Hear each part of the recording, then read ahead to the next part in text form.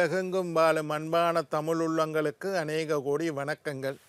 நல்ல நேரம் நிகழ்ச்சியூடாக நல்லதே நினைப்போம், நல்லதே நடக்கும், நலமாயிருப்போம்.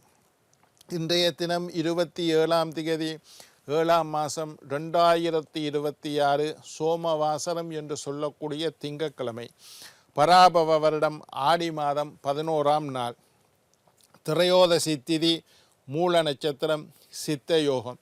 இன்றைய தினம் ராகு காலம் 7:30 மணி முதல் 9 மணி வரை. இன்றைய தினம் யமகண்டம் 10:30 மணி முதல் 12 மணி வரை. இன்றைய தினம் நல்ல நேரம் 12 மணி முதல் 1:30 மணி வரை. இன்றைய தினம் குளிகன் நேரம் 1:30 மணி முதல் 3 மணி வரை. ரோஹிணி மிருகஷீரிட நட்சத்திரக்காரர்களுக்கு சந்திராஷ்டம தினம். ரோஹிணி மிருகஷீரிட நட்சத்திரக்காரர்களுக்கு சந்திராஷ்டம தினம். சூளம் கிழக்கு, பரிகாரம் தயிர். என்ன நேர்களே, வாருங்கள். இனி என் வாழ்க்கை பயணத்தின் ராணி நானே, ராணி சந்தனம், ராணி போல் பிரகாசிக்க இன்றைய தினத்திற்கான ராசி பலன்களை பார்க்கலாம்.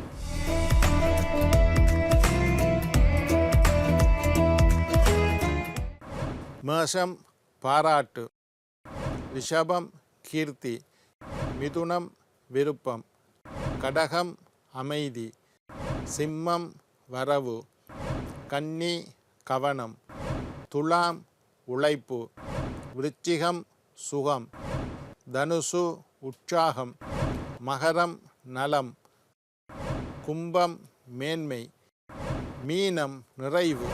ஆன்மீக தகவல் பகுதியில் தொடர்ந்து உங்களை சந்தித்து வருவதில் மட்டற்ற மகிழ்ச்சி அடைகின்றேன். ஒவ்வொரு நாளும் ஒவ்வொரு புதிய அற்புதமான ஆன்மீக தகவல்களை உங்களோட பகிர்ந்து கொண்டு இருக்கிறேன். அந்த வகையில் இன்றைய தினமும் சில நல்ல விஷயங்களை உங்களோட பகிர்ந்து கொள்ளலாம் என்று காத்திருக்கிறேன். எங்களுடைய நிகழ்ச்சிக்கு நீங்கள் தரக்கூடிய ஆதரவு என்னை மகிழ்ச்சி அடைய செய்கின்றது. நிகழ்ச்சி சம்பந்தமாக, ஆன்மீகம், வாஸ்து, ஜோதிடம் சம்பந்தமாக ஏதாவது கேள்விகள் இருப்பின் சக்தி டிவி நல்ல நேரம் நிகழ்ச்சி தயாரிப்பாளர் கீழ்கண்ட முகவரிக்கு கடிதம் மூலம் என்னை தொடர்பு கொண்டால் தொடர்ந்து வரக்கூடிய நிகழ்ச்சிகளில் தகுந்த கேள்விகளுக்குண்டான பதில்களை தொகுத்து தர காத்திருக்கின்றேன். நேற்று சாபங்களை பற்றி பார்த்து கொண்டிருந்தோம். இன்றைக்கும் அதனுடைய தொடர்ச்சி. பித்துடு சாபத்தை பற்றியும், அது எப்படி ஜாதகத்தில் வருதுன்றதை பற்றியும், அதனால் ஏற்படக்கூடிய பின்விளைவுகளை பற்றியும், அதற்கு செய்ய வேண்டிய பரிகாரங்களை பற்றியும் நேற்று பார்த்தோம். இன்றைக்கு 2வது சாபம் பிரம்ம சாபம் என்று ஒரு சாபம் இருக்குது. இதையும் ஜாதகத்தில் எப்படி கண்டுபிடிக்கலாம்னு நான் இன்னொரு நாளைக்கு சொல்லித்தரேன். பிரம்ம சாபம் எப்படி வருதுண்டா, குருவை நிந்திப்பது. எங்களுக்கு பாடம் கற்றுத்தந்த குரு, எங்களுக்கு வித்தை கற்றுத்தந்த குரு, எங்களுக்கு நல்ல விஷயங்கள் தொழிலை கற்றுத்தந்த குருவை நிந்திப்பது. நான் ஒரு ஜோதிடர், ஜாதகம் பார்க்கறது என்னுடைய தொழில். இந்த ஜாதகத்தை என்னென்று நான் கற்றுக்கொண்டேன், என்னுடைய குரு மூலமாக கற்றுக்கொண்டேன். இப்போ குரு தான் இந்த ஜாதகம் பார்க்குற நுட்பங்களை எல்லாம் எனக்கு சும்மா எல்லாரும் புஸ்தகத்தை 4 புஸ்தகத்தை படிச்சுட்டு தானும் ஜோசியரண்டு இருக்கிறான். நுட்பமான முறையில் ஜோதிடம் பார்க்கக்கூடிய அறிவை, ஆற்றலை கற்றுத்தந்தவர் குரு. ஜோதிடத்தில் நிறைய பேர் ஜோதிடத்தை பற்றி நிறைய தெரியும், ஆனால் பலன் சொல்ல முடியாது. பலன் ஜாதகத்தை எடுத்தோன்னே பலன் சொல்லணும், டக்குன்னு பலன் சொல்லணும். அப்படி பலன் சொல்லக்கூடிய வித்தையை எனக்கு கற்றுத்தந்தவர் என்னுடைய குரு. அதனால் நான் இன்றைக்கு சம்பாதிக்கிறேன், வீடு வாகனம் யோகம் பெருசாக இருக்கிறேன் என்று வையுங்கோ. அப்படி இருந்து கொண்டு குருவை நிந்தித்தால், குருவை மதிக்காமல் இருப்பது, குருவுக்குண்டான உதவிகளை செய்யாமல், குருவை விட பெரிய சிஷியனாயிட்டன் என்று இருமாப்பில் இருந்தால் பிரம்ம சாபம் ஏற்படும். குருவை நிந்திப்பது. நான் ஜோதிடன், சரி அதை விடுங்க. இன்னொரு தொழில், ஒரு ஆசிரியர் தொழிலை கற்றுக் கொடுக்குறார். அவர் ஆசிரியர் தொழில் செஞ்சு டீச்சராகி டியூஷன் கொடுத்து பெரியாளாக வந்துட்டார். அவர்கிட்ட குரு படிப்பிச்சவர் ஏழையாக இருக்கிறார். அவருக்கு சாப்பிட வழி இல்லாமல் இருக்கார். ஆனால் நான் நல்லா இருக்கேன். அப்போ பிரம்ம சாபம். அந்த குரு கவலைப்பட்டால், என்னடா என்னட்ட படித்த பொடியன் இவ்வளவு பெருசாக இருக்கான், நான் சாப்பிட வழி இல்லாமல் இருக்கிறேனே என்று அவர் ஒரு நிமிஷம் நினைத்து விட்டாருண்டா அது பிரம்ம சாபம். குருவை நிந்திப்பது, குருவை மதிக்காதது, குருவை பகை கொள்வது. என்ன இருந்தாலும் குருவை பகைக்க கூடாது. குருவை பகைத்தவன் வாழ்க்கையில் முன்னேறினதா சரித்திரமே இல்லை. எங்கேயோ ஒரு இடத்துல சறுக்கி விழுந்துருவான். ஜோதிடம் கற்றுக் கொடுத்த குருவை பகைக்கக்கூடாது, உனக்கு தொழில் கற்றுக் கொடுத்த குருவை பகைக்கக்கூடாது. வாகனம் ஓட்டுறது ஒருத்தர் டிரைவராக இருக்கார், ஒருத்தர் கற்றுக் கொடுப்பார், அவரை இன்றைக்கு கண்டாலும் அவருக்குண்டு மனசில் ஒரு மதிப்பு மரியாதை நீங்கள் வைத்திருக்க வேண்டும். குருவை பகைக்கக்கூடாது. வித்தையை தவறாக பயன்படுத்துவது, ஒரு குரு ஒரு வித்தையை சொல்லி தந்திருக்க அதை தவறாக பயன்படுத்துவது. சில பேர் சமையல் சொல்லி தந்த குரு ஒருத்தர் இருப்பார், நாங்கள் ஏதோ ஒரு வித்தையை குருகிட்ட பயிற்று கொண்டோம், அந்த வித்தையை தவறாக பயன்படுத்துவது அதுவும் பிரம்ம சாபத்தை கொடுக்கும். கற்றுக் கொடுக்காமல் இருப்பது, எனக்கு ஒருத்தர் ஜோசியம் கற்றுக் கொடுத்தார், நான் இன்னொருத்தருக்கு அந்த வித்தை அப்படியே என்னோடைய மறைத்து வைப்பது. நான் என்ற மகனுக்கு கற்றுக் கொடுக்குறேன், இன்னும் பல பேருக்கு அதை சொல்லி கொடுக்குறேன். அப்படி சொல்லி கொடுக்க வேண்டும். ஒரு வித்தையை நாங்கள் குருவிட்ட இருந்து கற்றுக்கொண்டு அந்த வித்தையை அடுத்தவர்களுக்கு சொல்லி கொடுக்காமல் மறைத்து வைத்திருப்பது பிரம்ம சாபத்தை தரும்.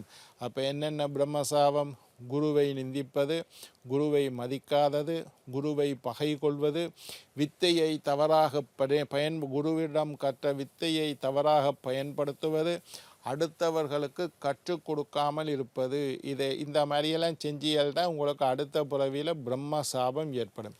இந்த பிரம்ம சாபம் ஏற்பட்டும் எப்படி வரும்னு சொல்லிட்டீங்க ஐயா. இதை என்ன செய்யும்? எதுவும் படிக்க முடியாது, எதையும் படிக்க முடியாமல் போய். இப்போ கர்ணனுக்கு ஒரு பிரம்ம சாபம் இருந்தது. அவர் தன்னுடைய ஒரு வித்தையை கர்ணன் மகாபாரதத்தில் கர்ணன் ஒரு வித்தையை கற்றுக்கொண்டார். அதுக்கு பிறகு ஒரு பிரம்ம சாபம். தகுந்த நேரத்தில் முக்கியமான தருணத்தில் நீ அந்த மந்திரத்தை மறந்து விடுவா. ஒரு அஸ்திரத்தை செய்கிறதுக்கு அந்த காலத்துலலாம் மந்திரங்களை சொல்லி தான் வில்லம்ப விடணும். தகுந்த நேரத்தில் முக்கியமான தருணத்தில் அந்த மந்திரத்தை நீ சைத்திரியன் என்று பொய் சொல்லி, ஒரு பிராமணன் சைத்திரியன் என்று பொய் சொல்லி கற்றுக்கொண்ட, அதனால் அந்த சாபத்தை விடுற. அந்த சாபத்தின் மூலமாக கர்ணனுக்கு தகுந்த நேரத்தில் அந்த மந்திரம் மறந்து போய்விட்டது. இது ஒரு உதாரணத்துக்கு. அப்போ ஞாபக மறதி ஏற்படுவது, குருவுக்கு நிந்தனை செய்தால், குருவை வழிநடத்தலை, குருவிட்ட சாபத்தை வாங்கினார், பிரம்ம சாபம் இருந்தால் அடுத்த பிறவியில் முக்கியமான நேரத்தில் முக்கியமான விஷயம் மறந்து போயிடும். அதே நேரத்தில் எதையும் படிக்க முடியாது, பாடமாக்குறதுக்கு மெமரி கெப்பாசிட்டி இருக்காது, படித்து ஞாபகப்படுத்தி கொள்ள முடியாது. அது ஒரு விஷயம். சம்பாதிக்க முடியாது. சில பேர் நல்ல விஷயக்காரன், நல்ல மூளை இருக்கும், நல்ல திறமை இருக்கும், ஆனால் அந்த திறமையை பயன்படுத்தி சம்பாதிக்க முடியாது. நல்ல அறிவு, ஆற்றல், வல்லமை, திறமை, கட்டித்தனம், சாமர்த்தியமெல்லாம் இருந்தாலும் அதையெல்லாம் பயன்படுத்தி சம்பாதிக்க முடியாது. அவனுடைய திறமையை இன்னொருத்தர் பயன்படுத்தி சம்பாதிப்பாரே தவிர, இன்னொருத்தனுக்கு இவர் உழைச்சி கொடுத்து கொண்டு இருப்பாரே தவிர இவரால் சம்பாதிக்க முடியாது. இதுவும் பிரம்ம சாபம். எனக்கு எல்லாம் தெரியும் ஐயா, ஆனால் பிரயோசனம் இல்லை. அதே மாதிரி பிரம்ம சாபம் இருந்தால் சம்பாதிக்க முடியாது. இதுக்கு என்ன பரிகாரம் என்று கேட்டால், குருவை மதிப்பது, ஸ்ரீ தட்சணாமூர்த்தி வழிபாடு செய்து வந்தால், எல்லாருக்கும் மகா குரு தட்சணாமூர்த்தி.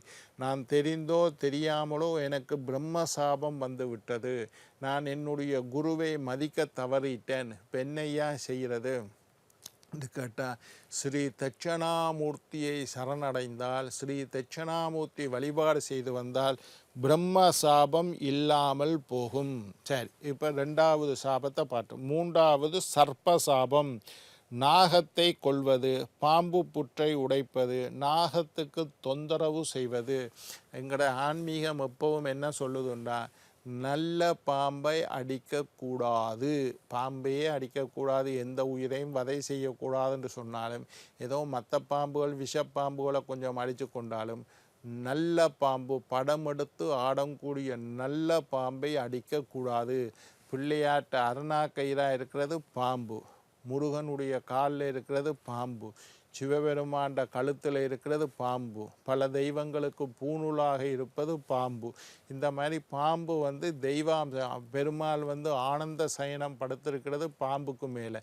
இந்த மாதிரி எல்லா தெய்வங்களுடனும் பாம்பு தொடர்பு பட்டு இருக்கின்றது. பாம்பாகத்தான் எங்களுடைய சித்தர்கள், மூதாதைகள், சித்தர்கள் எல்லாம் பாம்பு ரூபமாக பூமியில் வாழ்கின்றார்கள்.